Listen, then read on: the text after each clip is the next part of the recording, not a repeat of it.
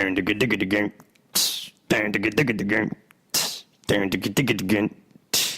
in a hat, and how about that? Do it long hair, and I do care. Blackbeard Podcast. Blackbeard Podcast. Jay. Gonna... Hey. Jay. Hey. What the fuck are you doing, man? I'm doing the intro to the podcast. Yeah, but no, I get that, man. I get that. But why are you saying Blackbeard Podcast? Oh, it just seems right. Is it because of me? No. Why is it called Redbeard Podcast? Well, because Tony has red hair and I have a beard. Yeah. So Redbeard Podcast. Oh, okay. Yeah. We both have beards. And our right, and I'm no. Our beards are black. Oh, yeah, but still, like, why are you changing the lyrics? I mean, because I'm here, man. We're gonna make this happen. We're taking this. No, but you're the guest host, not the new host. So it's not gonna happen. Let's just roll with the original. All right. Yeah. Okay. All right. And 3, 2, and.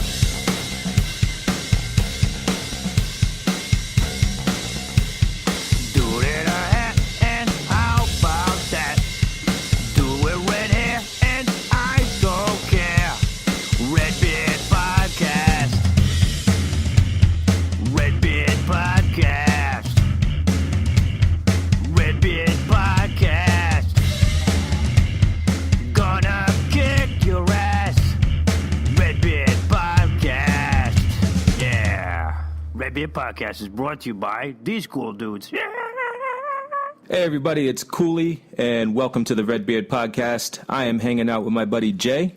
Hey, how's it going? Now you might be wondering, why am I hanging out with Jay and not everybody's favorite giant ginger, Tony Amaral III? And the answer is pretty simple. Tony is in the Upside Down trying to rescue Will. Absolutely. That's what happened to him. Yeah. He'll be back soon, and we will resume normal Redbeard broadcasting. But in the meantime, let me introduce you to Jay Costa. Some of you guys may not know who he is, but he is the gentleman who actually produced the awesome intro that you guys listen to every time we, get on the air and stuff like that. So that's great. And he's also the front man for Thy Will Be Done. Wow. He is? Which I love how I made it sound like doing the intro to our podcast was like the most important thing that you do. But it is. It's important to me. But Thy Will Be Done, man. You guys have been around for a while. 2005, right? Yeah, that's when we had started changed the name over from what it was before that. And, what was it? Well, the band was originally called Cobalt, and then the sound had changed a bit, and new members, and then it was like at that time there was another band out of the UK that was coming out with the name Cobalt, so it just made sense to just change it. So went with Thy Will Be Done. Gotcha. So, yeah. Nice. So, what is the actual biggest concert you've performed at? The biggest concert we've ever performed to date has been the Orion Festival. We were handpicked by James Hetfield of Metallica, who happens to like Thy Will Be Done, and they had asked about 25 different bands to play their festival, and we were one of them, and that was a dream come true. Metallica is... Yeah, no, I've heard this story from you, and it's like... I can't even imagine. Like, for me, that's probably like, I don't know, Kevin Smith, like, handpicking the Redbeard Podcast to, like, right. Go on their show and, like, talk to them or whatever. Like totally. It's like, and you're like, why? Why me? Yeah. What did I do? Or yeah. How did you even find out about me? Right. Like, because like he's James Hetfield, right, of Metallica. Right. Do I have to massage your feet or something after this? Yeah. Like there's a catch. Yeah. There's definitely a catch here. There's got to be. Luckily for us, we've got a lot of support. They play us a lot on Sirius XM satellite radio, on the Liquid Metal channel, and he happened to hear us and a bunch of other bands, like new and upcoming bands, and reached out to the music director over there, Jose Mangan. Shout out to Jose Mangan, who was a huge That Will Be Done supporter. And so he had inquired about a couple of those bands that he had heard, and and we were one of them. And so lucky. It's still one of my favorite bands. And if you had told 10-year-old me that we'd be playing with Metallica in front of 30,000 people, I wouldn't have believed you. What's your favorite piece of music that you've ever created? Oh, wow. I mean, besides the Redbeard podcast intro.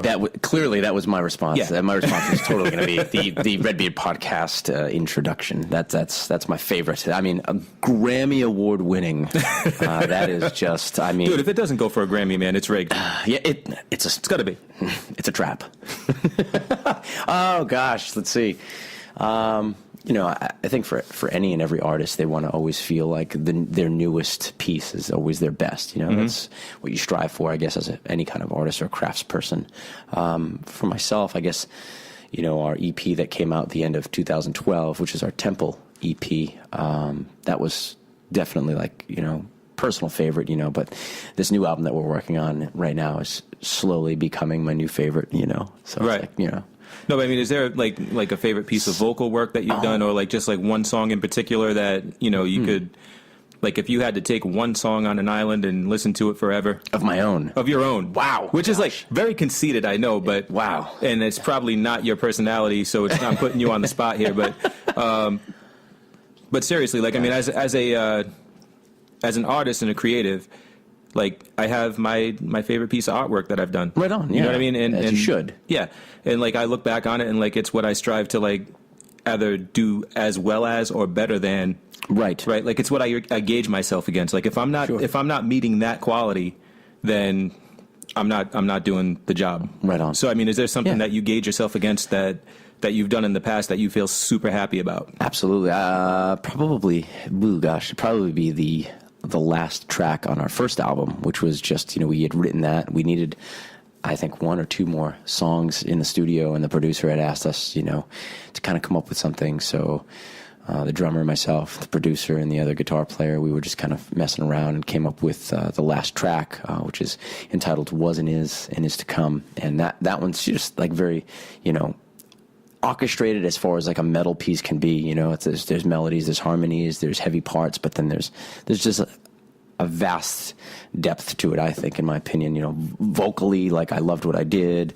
With humility, I mean that obviously, not I'm the best.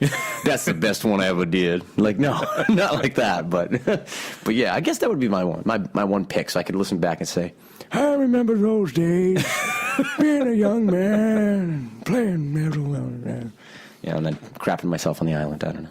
Now that obviously is reminding me that you are a man of many faces, a man of many characters. People have heard Wicked Lou on the show before. Okay, yeah. And Manny Cavallo, right? Yeah. And they may not know that was you, or that they were both the same person. Right, that was me, both people.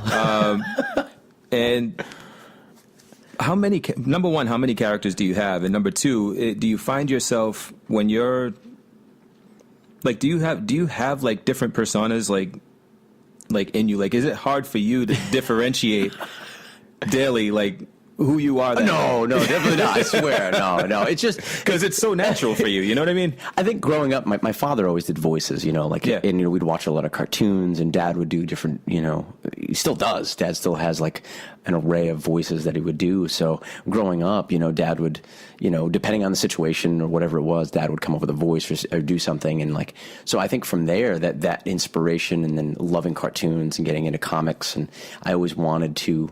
One of my dream jobs, besides world domination in a heavy metal band, is to do voiceover work for a cartoon or something. Mm-hmm. Because I've loved it for so long. So I think for me, there's, it's not they're not personalities. It's not multiple personalities. It's just characters that you come up with, and it's how you have fun. And as a kid, I had friends I'd hang out with, but I also, I would draw, and I'd create different scenarios, and these would be different characters. And then as I got older, especially touring, and you meet a lot of different people. You start combining some of these personalities of people that you've met to like, oh, that's how I envision this character would be, or he'd have a little bit of this, or a little bit of that, and that's how Lou came into existence. Was like the voice of one of my grandfathers, kind of morphed a little bit, and then just different scenarios, like as an amalgamation of different dudes that I've met at shows all over the world. Yeah, I mean, I was joking. No, I know. I don't think you're crazy or like loony bin material, but it's really funny though, because like not a lot of people. So everybody, I think a lot of people like, they have a voice for something, or they make up voices, they do whatever, but it's more than a voice for you. Like you have like it's a full blown person, right? So when you become Lou, like. You become Lou. Yeah, you get into character. Yeah, like absolutely. Yeah, and like it doesn't matter. Like you don't even have to have a script. It's just you just know exactly what Lou would say, how Lou would react, it's amazing to me. Like it's real. It's a different thing from just somebody having a voice, or like trying to be funny in the moment or whatever. Like you just it's like you just turn into another person. Right on. Yeah, and it's fantastic. Oh, well, thank you so much. Well, I guess being inspired by so many greats, like especially Roger.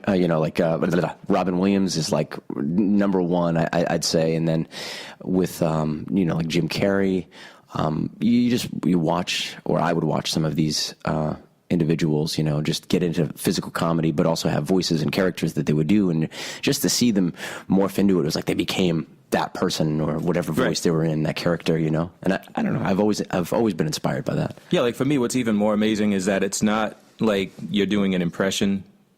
Like you're not doing what, like, let's just go with like the one that everybody does, like an Arnold Schwarzenegger or something, right? Like you're not doing a person that you've seen react to things and how they would react and stuff like that. You're creating this like from scratch, and it's just to me that's super impressive, man. Because it's, as a writer, right? It's the same thing. Like I'm figuring, like for me, like I'm watching people, and like you said, you're putting different things together, and you're like, okay, well, you create this person, and you know how they would react in certain situations and stuff like that. So when you're writing, you're constantly testing against that Bible. Exactly. Right. And as a writer, it's like as I'm writing these characters and stuff like that, it's more difficult to keep everything perfect, where it looks like it's just, you just turn it on. Thanks. You just turn it on. It's just like boom, and then it's like, okay, you're this person, and like that's how it is, and we could go for hours. Like, yes. And that's what it is that you could go for hours. It's not just like a 5-minute thing, or like a you said a sentence in this guy's voice or whatever. Right. But it's like we could have a full-blown conversation for hours. Right. Yeah. As whatever character it is. Yeah. Never break. Like, yeah, totally. It's sick, man. So, yeah, thank you for being you. Absolutely. Anytime, bro. Sick. Oh, man. Dude, just before we started up, we watched the Luke Cage trailer. Yeah. Netflix is putting together another Marvel show. Luke Cage is, the hype train is rolling now. Like they gave us a taste of it during Comic-Con, and I thought that was the official trailer. And then just recently, like about a day ago or two, they released the official trailer, like the actual official trailer, and that was great. Like it gave us a lot of insight as to who that character was. Absolutely. What did you think of it? Oh my gosh! Already, I loved it. I'm already a Cage fanboy anyway. Like it was like, oh gosh, I think it was always great. Reading a lot of the early comics that I got from my uncle. It was like, wow, this guy's a badass. Sweet Christmas. Yeah, like this is awesome. Like so, like who talks like that? But whatever. Like I'll take it. Yeah, okay. Like just the dialogue's always just been there's a part of it that you always found, like for me, I always found funny. It's always comical, humorous, but like he has just a particular way about him, and like I really am excited to see what they're going to do with that in this series. Yeah, man, it was interesting. There were a couple of things in the trailer that stood out to me. Like one, it's in Harlem. Yeah. Oh. Right? It's straight up Harlem. Like it's filmed in Harlem. It's not like a set. Right. It's actually filmed in Harlem, and it captures the essence of being in Harlem. It's like a superhero movie meets Eddie Murphy's Harlem Nights movie. Right on. Right? Wow. That's a great analogy right there. Right? Yeah. Isn't it? Like Totally. it's. And I'm mad that the name of the movie was Harlem Nights, because now I feel like I just like snatched that out of the air because it was named Harlem Nights. Right. But it has nothing to do with that. It's just the feeling of that movie. Sure. And the feeling of that trailer kind of makes it's not a comedy Right. by any means. No, by it a had some stretch. funny moments, but Sure. But just the feeling, like the essence of it. Absolutely. Yeah. This already for me, like the cinematography, the lighting, everything about it, like, it still feels like, there's pieces of it that are very comic book-esque still. Right. Which I like seeing that in a trailer, especially for a series, because one never knows how it's going to, you translate into film or however, you're so used to reading it and seeing it in the pages, and a lot of times one can create a scenario in their mind of what it looks like. Even though you're looking at these panels, our imagination's going. And I think that by watching this trailer, I think that they're probably going in a really good direction. That and the soundtrack is fantastic thus far. That was really good. The tunes that they had on the trailer were really good. Yeah, man. The other thing was the tiara. Yeah. The tiara and the bracers. Like when he gets out of the tank. Perfect. He's got the afro. I want him to have that throughout the whole series, but I was just like, well, if you're not going to do it, I mean, having it as like a little like Easter egg kind of deal, Sure. like that was actually a nice little throwback. And I don't really know that I want him to have a tiara on. Like, I mean, I'm okay with him not having that. fair enough. It was maybe 270s. Yeah, it's not 1970 anymore. Yeah, where, fair enough. Nowadays that's a whole nother show. Yeah, right, exactly, That's a different show altogether. Different show. Yeah. Might not be on Netflix. I don't know. Yep. But it might be. Yeah. Yeah. There are shows on Netflix that cover all types of topics, but yeah, no, dude, it just looks great, man. Like when he punches that dude in the face, when that dude punches him in the Yeah. face, and like you see his hand just like break. Fantastic. Oh my gosh. I don't think it could have been done better, man. No, that looks great. And the soundtracks, yeah, seems like it's going to be so good. Yeah. I'm gonna get watching that. I'm gonna make that happen. It's looking good. And like speaking of like this live action superhero stuff, Suicide Squad has been getting torn apart in the rating, and like not ratings, but in the critics' reviews. Okay, because fans have been actually really, they've received it well. Absolutely. I'm not saying that they think it's the best movie ever, but I mean, right? On Rotten Tomatoes, right? Critics 27%. Fans, I think it was 71%. Wow. So that's actually a decent amount of people that went to go see the movie and thought it was good. Right on. But then critics are tearing it apart. But the funny thing is that fans are looking at the critics' reactions and they're like, you guys are biased. Everybody wants DC to fail. Rotten Tomatoes, in particular, is biased, which I don't understand how that can happen because it's an aggregate. Yeah. Right. So it's pulling all of the information from all the different critics, tallying it up and saying, okay, well, this is the percentage of people that like the movie. Right. Like it's not a star rating. It's not like this movie has 5 stars. Right. We give it this. Yeah. Right. It's Rotten Tomatoes gives it nothing. It's the critics that are giving it to the movie, right. And then Rotten Tomatoes says, okay, well, this is what the critics think. And so that you don't have to read all of the reviews, this is what the percentage is of the people. This is what they think. This is like how fresh it is according to these critics, right?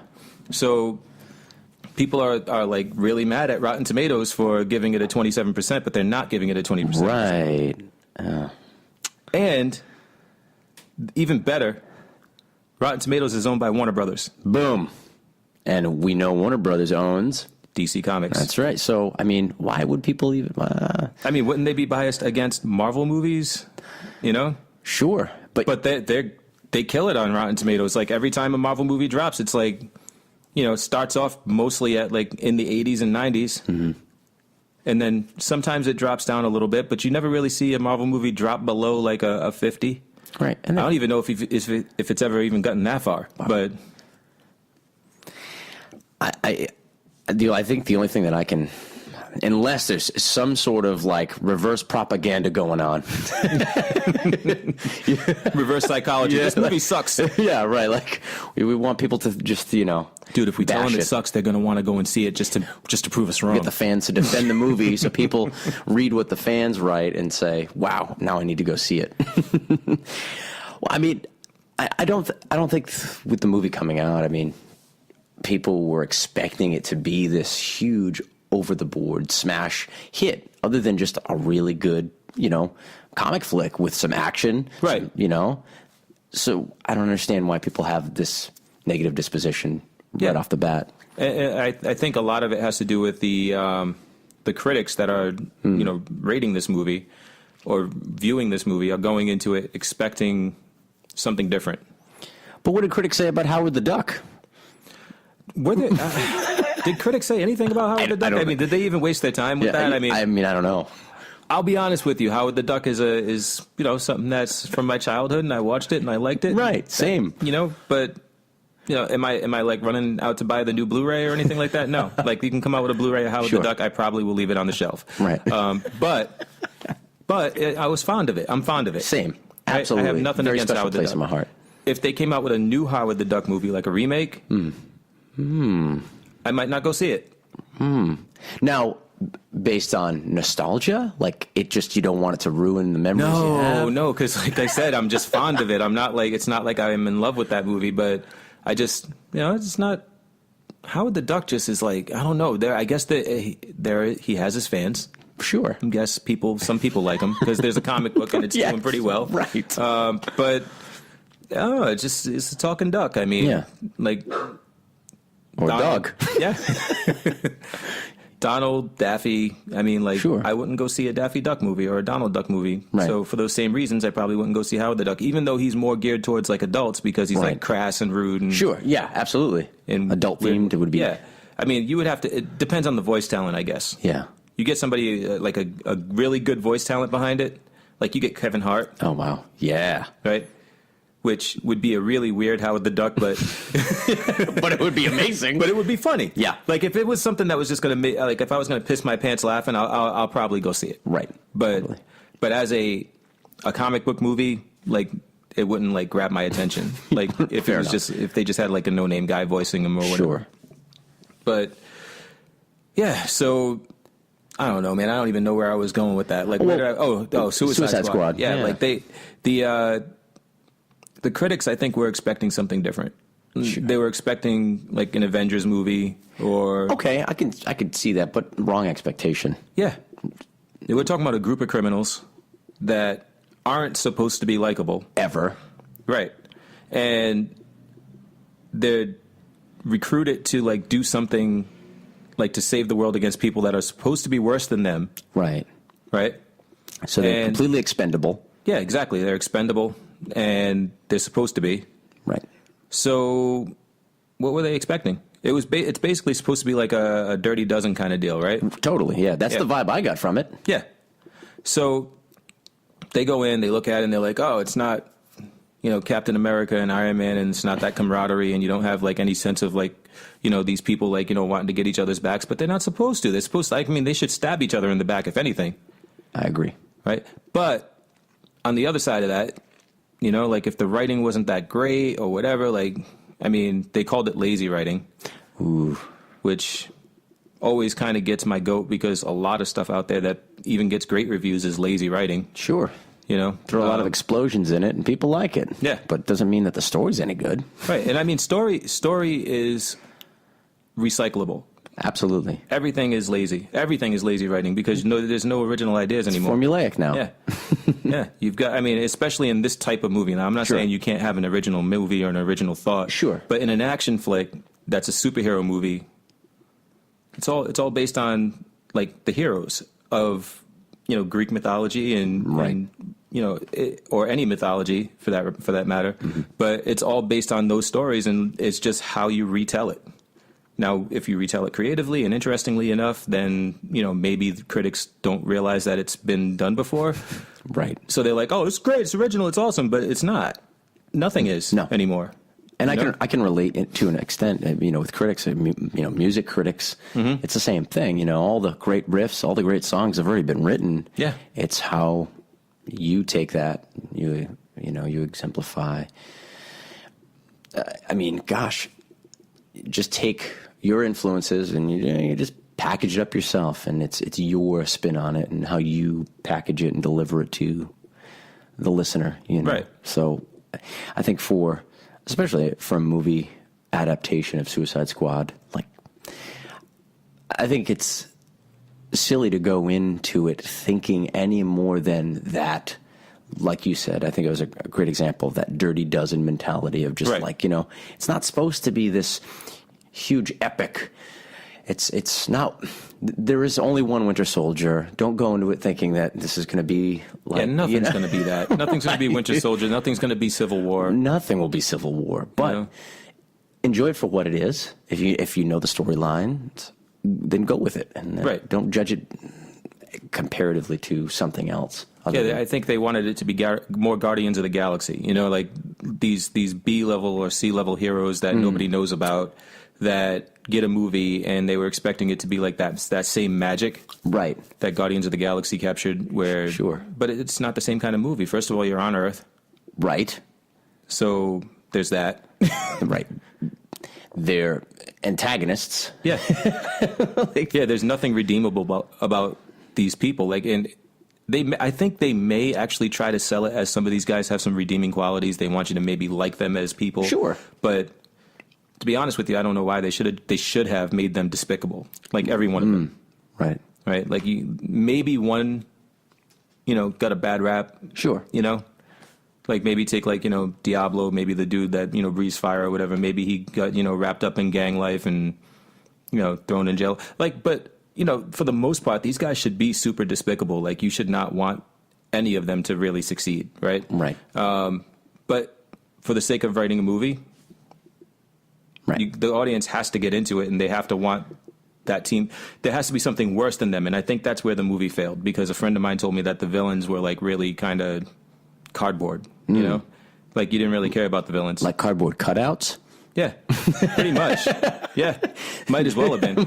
Nobody. You really didn't know who they were. He still didn't know who they were. He didn't have a name for them. He was just like, oh, there was a chick and there was a dude, and the chick could, shoot lightning out her fingers, and the dude was, and I was just like, really? So they're like foot soldiers. Yeah. Clay soldiers, whatever. And putties. They like putties. And instead of trying to make these despicable people likable through their own means, make the villain that much worse. Sure. So that you have to root for the bad guy, right? At that point. Yeah, I think that's the way to go. And I think that's where the movie may have ultimately failed, but whatever. But it's not, from what I've heard, even with that, it's like a 6.5. Oh, so still. 6.5, 7, right? So There have been plenty of movies that get worse ratings that everyone still enjoys and still loves, and they'll always have their cult. Like Batman v Superman. Oh, gosh, yeah. Yeah. Terrible movie, but everybody liked it. Sure. That went to see it. Right. And people are entitled to like what they like, too, Yeah, exactly. That's the beauty of... It's not my job to tell you that you like it or you don't. Exactly. I'll tell you if I liked it. Yeah. Yeah. I liked it based on this. I didn't like it based on this. And Exactly. Draw your own conclusions. Boom. Boom. I like that. That's it. Yeah, dropping truth. Dropping knowledge. You are now about to witness the strength of street knowledge. Street knowledge 101. So what is the strangest thing that ever happened to you as a musician? Ooh. Wow, gosh. That's a great question, man. Regarding what? We could go in any direction here. We can go with, I've had fans ask me to autograph them in inappropriate places. Wait. Talk about that for a minute.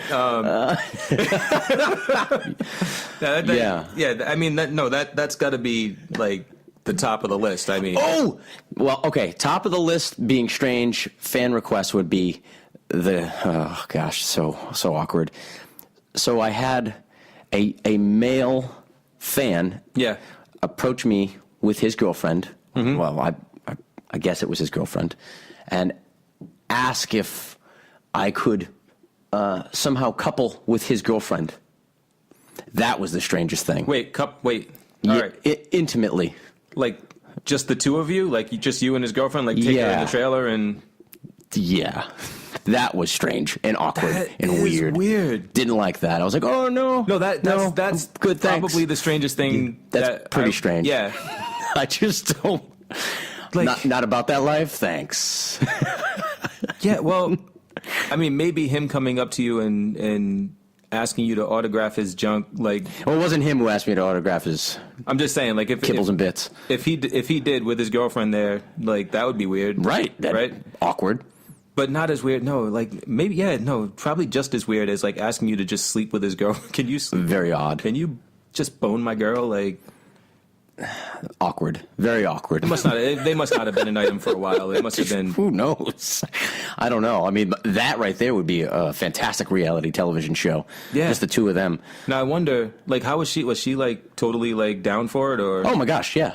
Absolutely. That's so weird. Like, you gotta wonder, like, I wonder who came up with the idea. Wait, was it his idea? Was it her idea? Was it their idea? Yeah. I don't even know. Yeah, was she like, man, I would really like it? And he was like, you know what? I think I can make it happen. Yo, baby girl, you want that? I'm going to make it happen for you. I love you so much. Yeah. Just remember who got you that. Yeah, remember that. Remember that. You owe me. You owe me. Who knows? Maybe she had a cousin he'd want to get with, or I don't know, her mom. I don't know. Oh, man. But that was definitely strange, to say the least. Oh, Jesus. Yeah. Dude, that's funny, though. We've had people give us gifts. Oh, okay. Strange, not really strange in like a supernatural way, but strange in that same vein. I was proposed to in an airport in Japan. Yeah, our first tour in Japan. By a stranger? Yeah. Okay. She was still a complete stranger to me at the time, even though she came to about 80% of the shows. But, yeah. And I, at that time, I was with somebody, and, you know... You had to decline. I absolutely declined. Yeah. You know? First, I don't know you. Second, I don't live here. But it's funny. So she came to 80% of your shows, and it's interesting because it's almost like, to her, she formed a bond with you. Right. By going to your shows and listening to your music and just being a fan and being there. Like, maybe you made eye contact on stage one time and, like, somehow she was just she like, felt... oh my God, we're in love. This is it. And obviously, I was unaware of this. Yeah. No idea this was happening. You know, Cupid apparently was just misfiring arrows everywhere that night. Right, yeah. And, who knows? Maybe it was like the Cupid from, was it One Crazy Summer? You know? So, just a completely blind Cupid just firing off, and unbeknownst to me. So that was pretty strange. What else you got? Because this is just too good. I can't stop the train from rolling right now. Supernatural type stuff. I mean, gosh, band wise, we played a venue that is in Milwaukee, good land, and it's the Eagle Club, and there used to be a lodge for a particular fraternity, and there were some people who say that this place is haunted, and there's all kinds of weird stuff that happens here, and yada yada yada. And one of the first times we had played there, we were the first band on the tour package. So we got to do sound check because we're the first band up. So, you know, after the headliner does their sound check, and they you know, kind of just put the main drum set back, they cover it, and then the first band gets to sound check because they're going to start the night. And so we're getting ready to sound check. And I mean, everything was dialed in proper. And like all the monitors sounded great, all our instruments, everybody's, you know, everything was perfect. So then we had our own dressing room. And so I went to the dressing room there, and it's like, you know, tapestries everywhere and some candles, and it was like really cool. And I just needed to take a nap because I did all the driving. So I was like, all right, I'll sleep before the set. And I literally felt like someone kept just kind of touching me, pushing me while I was sleeping. But it is what it is. So I'm thinking, who knows? It could be one of my guys. I could be in and out of REM. Right. Who knows? So I wake up and I'm looking around. I'm like, okay, no big deal. I just kind of discount it and go about it and fall back to sleep. And I really felt as though someone had said my name. So I'm like, what's up? I'm looking around. Nothing. I'm like, okay, no big deal. I've just figured someone just, popped in, whatever. At this point, still don't feel like there's anything weird about it. Right. Left, get ready to play the show. We get on stage, and monitors aren't working. Then they are working. Then they're fading in and out. Mm-hmm. Okay, it could be electrical, it could be sound, whatever. Our guitar player, his string just breaks, and that happens. And then all of a sudden, it's just this loud feedback that just feeds at him through his monitor that just literally was so ear-piercing. This is the middle of our performance. We feel like a bunch of idiots at this point. We're like, oh, great. We look terrible. Right. And I don't know. There was something about it that just seemed odd, like we were just being messed with that whole time. So then there was the house sound guy who we didn't have as our sound guy, and he said, oh, and we told him, like, all this stuff happened. He's like, oh, how was it? We told him all these things. He's like, oh, is your first time playing here? I'm like, yeah. He's like, oh, that's just them messing with you. Them. Like, what do you mean, them? He says, oh, it happens all the time. If there's a new band or there's people's first time here, like, it's like, I don't know, they like to mess with people. Okay. Meanwhile, I have no idea. Our bass player at the time, Eric, went to the upstairs part of this building. There's like all kinds of rooms. Like there used to be all kinds of venues in this place. And this, incidentally, was the venue that Jeffrey Dahmer used to pick up his victims at. And right across the road there was the infamous hotel that he would take them to. So this is the same place where all this stuff happened? Yeah. Okay. Same place. So, and I didn't know all that stuff at the time yet about Dahmer and all that jazz. So Eric happened to take a bunch of photographs, and there's all these crazy orbs in the pictures that he's taken. Now, people can discount orbs all they want. It could be dust particles or whatever, but he was upstairs while I'm downstairs sleeping. He's taking all these pictures, and he's finding all these things, and he also felt like just kind of a weird vibe and a weird energy. Right. And I don't know, that was pretty strange, to me. It was pretty odd, but that's strange shit. Yeah. And I didn't really connect the dots on the feeling like someone was pushing me or saying my name until after hearing everything. You kind of piece things back together, and you're like, oh, yeah. At the time, I just discredited all of it as just like, now, whatever. So he's saying that other bands that come in, like when they play for the first time, like they usually get the same treatment. Yeah. That they've been messed with or something happens, and just weird instances or occurrences that happen. Always on the first night. Usually the first time they've played there. And that was definitely our first time there. And we've been back 4 times after that. With no problem? No problems. None at all. And we always remember it going there, too. And we're like, remember. That's crazy. Yeah. Yeah, no, that's strange. Yeah. Yeah, that's wow. So you kind of run the gamut on strange shit happening. Sure. Yeah. It's all kinds of weird stuff. There's been a couple old venues, like the inventor of the Tommy gun. There's a mansion of his or something that in Kentucky that we played at, and they said that place was haunted, but we never experienced anything there at all. But you play some old buildings or old theaters, and there's all kinds of crazy, kooky stories, and you want to check it out. So there's in October we usually will do an episode on like crazy, like supernatural shit. Yeah. You should come on the show, man. Oh, I'd love to. Yeah, we'll talk about it. Yeah. I've got about all that stuff. More stories too, but I won't tie up the time with it. Yeah, no, I mean, dude, if you got another one, let it rip. Yeah, oh gosh. Well, maybe I'll save it for that show. Yeah. Content. Yeah. Content. I'm going to give you all my good riffs now in this one song. Yeah. Oh shit. But yeah, I guess that would be the stranger side of things that's happened, That's awesome, man. Yeah. Like that's like mind blowing. Yeah, it was interesting. Like all the stuff you told me, like somebody offering you their woman. So weird. Like yeah, and then being proposed to by a complete stranger. Like, and she was serious, or absolutely serious. And then subsequently, every tour we had been back to Japan, she came out. So you become, not friends, but like acquaintances, and you get to know this person better. And like she'd bring us gifts, and not just to me. Then she's bringing the band gifts, and food, drinks, snacks, tea set, all kinds of stuff. So you're in Japan, and this is like she's not Japanese. She's oh yeah. Yeah, Oh, she is Japanese. Yep, she's, all right. Yep, she's born and raised.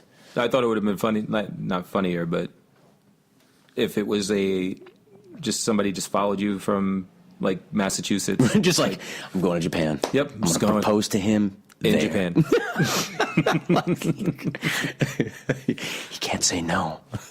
He can't. I mean, I spent all this money. I figured this out. I got it. Like, so, yeah, but no, she's from there, and So, dude, playing. Yeah, I mean, that's pretty. I mean, I didn't even realize like that you've played you've played globally then, like everywhere. I've all throughout Europe.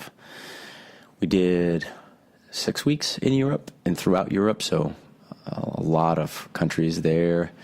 And then Japan, we've been to Japan like 3 times. We headlined tours there. And then North America, like Canada and the United States. I've not done Mexico, but need to. I'd love to do Mexico, and like down under would be fantastic. Like New Zealand and Australia would be fantastic to do. Nice. But haven't been there yet, but Europe and the United States are usually like the hubs, and Japan for metal. And That's what awesome. we do. So you're a well-traveled gentleman. I try to be. All right. So, favorite superhero, man? Oh gosh, nice. All right, so what's one's criteria for superhero? Do they need to have powers? Because I can split hairs here. I talk to people. It's like, is Batman a superhero? Batman is a superhero. I mean, like He doesn't have powers or energy or anything. no, got but he's got ton of money. the tech. So like Iron Man would be a superhero. He Sure. doesn't have powers. He has a suit of armor that does all the work for him, but nobody else has that suit of armor, right? So nobody else has the tech that Bruce Wayne has to Sure. become Batman, Right. Or the money or the resources. So you take that and you equate that with a superpower, in my opinion. Okay. Right? Sure. Okay. He's normal compared to like Superman, Right. Right.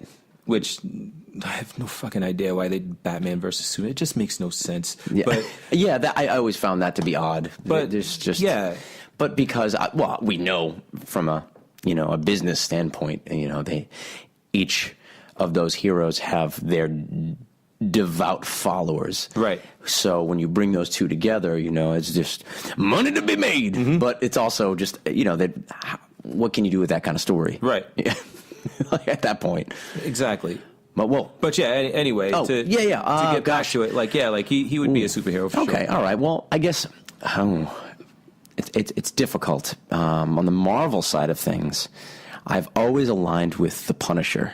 I'm a huge Frank Castle fan. All right. One of my favorites. Again, I've gotten flack for saying the Punisher before. Because he's not a superhero. Right. He's just got a bunch of guns. Well, do you have a bunch of guns? No? No. All right then. All right then. Do you have a badass arsenal? No. Yeah. Do you have a war journal that you write in? I don't think so. Yeah.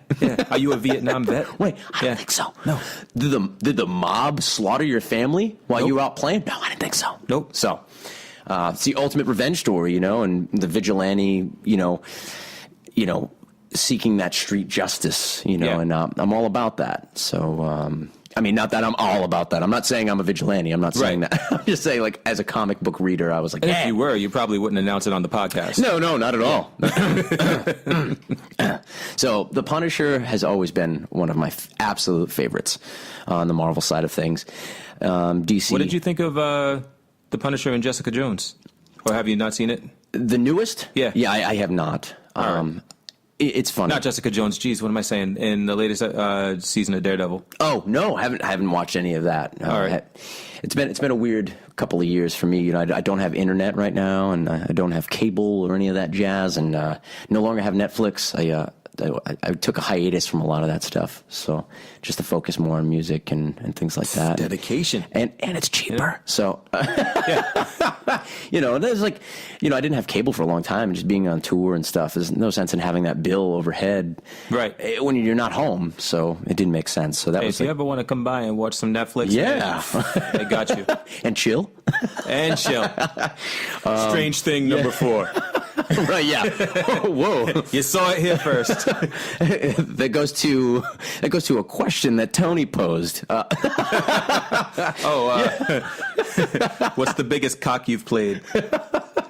Oh man, we'll get to that at the tail end of this podcast episode. But yeah, I'd say the Punisher, and then DC side of things. I'm a huge Batman fan. Obviously, like just the the psychological side of it, and even from a thematic standpoint, the movie adaptations, I'm a huge. I'll always be a Michael Keaton Batman guy. All right. Always. Yeah.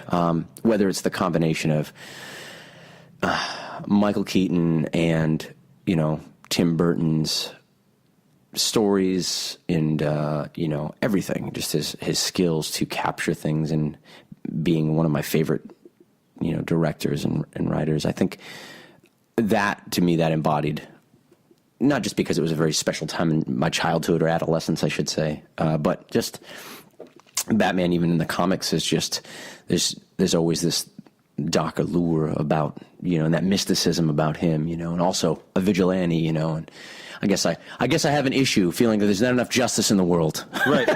Yeah, you like those vigilantes. I do. Wow. Yeah. Because even on like the villain side of things, some would say he's villain or not, but for DC, I'm a huge Lobo fan. Mm-hmm. So that intergalactic, super outlaw kind of vibe, right. That I totally jive with, and I've always loved. Loved Lobo. Is awesome, man. We need a Lobo movie. Yeah, so, dude, that's playing Aquaman. Have you seen this guy? What's his name? Jason Momoa. Yes, that's it. They got him, and they were like when they were talking about they were in talks with Jason Momoa for something. Everybody was like, "Oh, who's he gonna play? Who's he gonna play?" Lobo is like the fucking perfect character. That would be fantastic.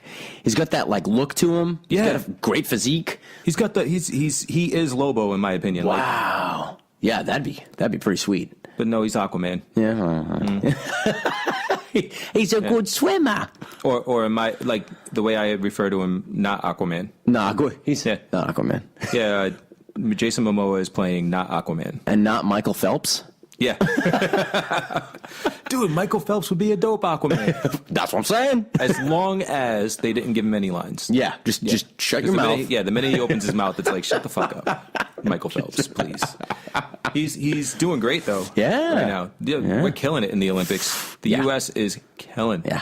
See, look at that. I love it. Look at that. Red Beard Podcast, keeping it topical. Look at that. Man, we tying it all in. All the way around.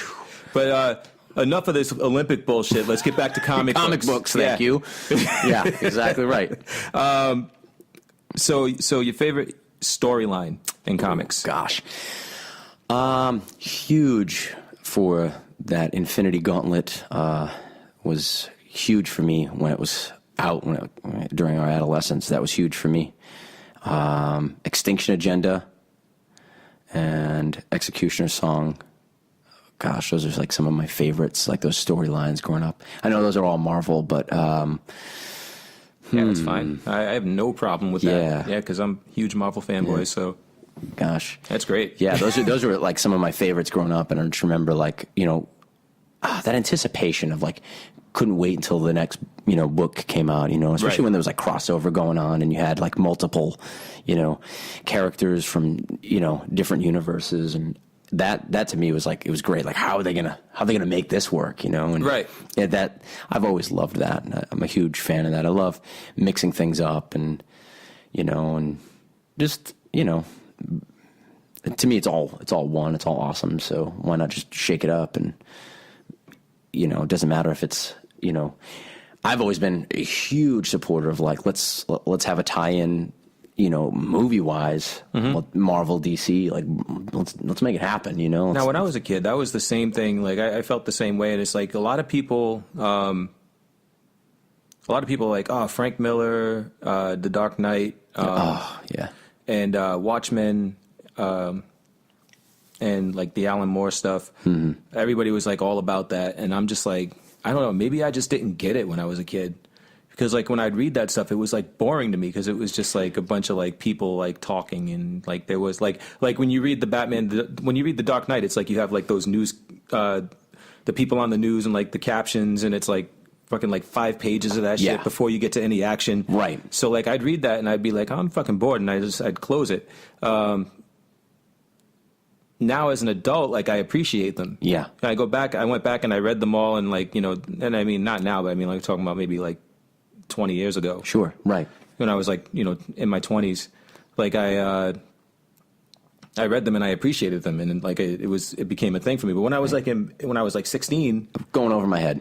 yeah, I'm like, fuck this. This is stupid. I'm not reading. I don't this want shit. words. Yeah, I want pow and bam and that was explosions. literally my complaint was, oh, this is too wordy. Yeah. Way too wordy. I remember feeling that way too. Chris Claremont stuff. Yeah. Like, Chris Claremont was known for like just like having fucking captions Dialogue like a on page long. dialogue on Yeah. dialogue. Right. It's like, I'm done with this. Like, throw a punch. You know. I need either a punch or an explosion by now, and if not, like I'm bored. Rounding it out, favorite villain of all time. Of all time. Of all time. Ooh. Oh, man. Gosh. I've always loved Skeletor. Oh, dude! Like you can bring it from somewhere else. It's Yeah. cool. Like it can be Vader, it can be Skeletor, it can be Vader. I think Vader. Gosh, that's so tough. Darth Vader is, I think one of the most evil, most sinister. You know, the dark force of everything. I think that's so relatable. You know, if you're looking at the balance of any story and any mythos, there's good versus evil, and he definitely is evil incarnate. You know, right. And I think as a villain, oh gosh, he takes the cake there. Kind of like a Doctor Doom. You know, I gotta disagree just a little bit. Like I agree with most of what you're saying, but Vader I see more as less evil incarnate and more misunderstood. Okay, kind of like misguided. that fallen angel type of vibe. Like you kind of feel bad for him. Like the evil incarnate guy is going to be the Emperor. Yeah, the Emperor. Yeah, totally the Emperor. in that Yeah, case. that's evil. Yeah, incarnate, he's the guy that's just like evil with no. He's pulling the redeeming strings. qualities. Yeah. Okay. And Vader's kind of like just like he's along for the ride and just kind of confused, doesn't really know like. You know what he really wants to do because he loves his son. Like you can see it like in the end, like at the end of Jedi, like he's like, I just want to look at you with my own eyes. Yes. Right. Like take this, mask Take it off. Right. Yeah. So, like, I feel like I would say he's less evil incarnate and more just plain evil until he realizes that he's not really evil. Right on. You know? Okay. Fair enough. I misspoke. I spoke out of line. No, I'm sorry. I'm a huge fucking Star Wars nerd. Yeah, so. no. It's all good. No. Totally. Emperor is far more evil. I get. He just doesn't get enough credit. But that does not mean that Vader cannot be the best villain. Exactly. Sure. Gosh, I mean, man, are there any other really? What do you think? Like cool, evil, sinister villains, like best villains of all time? Wow. Who else? Man, I mean, you mentioned the Infinity Gauntlet, so I mean, Thanos is just pretty. And he's about to make his like big splash in the Marvel Cinematic Universe when I am so Infinity excited. War comes out. Which is why I didn't really delve into storyline because I don't even want to spoil it for anyone who's not familiar with it. Right. And I cannot wait to see what they're going to do with it. Yes. I remember being one of maybe two people who got excited when Thanos had the very first cinematic cameo at the end. And just, Thanos! Like, so excited. And like, people are just like, what? Like, who's that purple guy? Yeah, like, you have no idea. I'm so pumped. Who the fuck is that purple guy? What's that guy? What's he doing? Yeah. What's that guy? That looks weird. Yeah, I remember that being like a thing, like everybody asking me after the movie, like, I don't know, what was up with that purple guy? Everybody was like so excited, I don't get it. Like, and it's like, oh yeah, you'll get it soon. Yeah, you'll get it. I don't even want to say anything. But what sucks is that Marvel plays the long game. Of course they do. Right? So that happened fucking years ago. Yep. and it's like, I saw that and I was like, shit, next year I'm going to see fucking Infinity Gauntlet. And like, nope. Nope, you got to wait. Like, what are you doing for the next decade? Yeah. Like, we're just going to draw this out and just give us your credit card now. Yeah. And we'll just. No, but when they that's exactly what that was. They showed him at the end of the movie, and it was like, okay, get your cards ready because you're going to be making trips to the theater every fucking year. They know exactly what they're doing. Hey, capitalism at its finest. Shit. Well, dude, man, it's been great having you on. Thank you so much. It's been a pleasure. I know you got to get going. You got to get to work, and right on. I don't want to have fucking 3 hours of shit to edit, so we're going to cut this off now. But dude, it was an awesome time, man. Thank you so much for having me. Appreciate it. Thanks Much for love. coming. Yes. And we got to have you on again, and most definitely during our Supernatural show, like when we're doing like all the talking about ghosts and stuff like that. Because I don't know if I talked to you about this before, but I'm a bit of a skeptic. Okay, yeah. Right on. But not one of those guys that are just like, man, fuck ghosts, man. Like I respect people that say the shit happens. But I'm looking for my own proof and my own evidence. Absolutely. But it's not about like a total lack of faith or belief. It's just, it's like, if it hasn't happened to me yet, then how do I really put and everything into it? You know what I mean? And totally, I was very, very similar to that. I'm still with anything, and you got to respect that standpoint. Like, I haven't experienced it, so right, yeah, totally. But yeah, man, great. Yeah, Gonna call it a day. Redbeard Podcast. Thanks for having me, brother. I appreciate it. Yeah, man. Later. Later. Peace.